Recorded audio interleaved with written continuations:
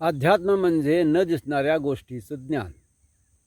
ते ज्ञान गीतेत आणि ज्ञानेश्वरीत आहे. सामान्य माणसाला पुराणातल्या राजा महाराजांच्या किंवा भूतांच्या गोष्टी कळतात, आवडतात.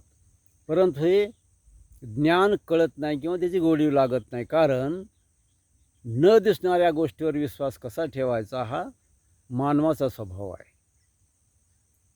त्याच्याबद्दल तुम्हाला सांगतो की डोळा, दृष्टी आणि त्याची देवता. सूर्यामुळं आपल्याला दिसतं. सूर्य नसेल तर दिसणार नाही. पण सूर्यही आहे, डोळाही आहे, पण दिसत नाही. ती जी शक्ती आहे ते अध्यात्म असतं. आणि ही अध्यात्माची शक्ती ज्या शिवापासून आपल्याला मिळते ते म्हणजे ब्रह्म. म्हणून ह्या ब्रह्माच्या शक्तीवर आपलं हे शरीर चालत असतं आणि त्याचा अभ्यास करणं म्हणजे अध्यात्म.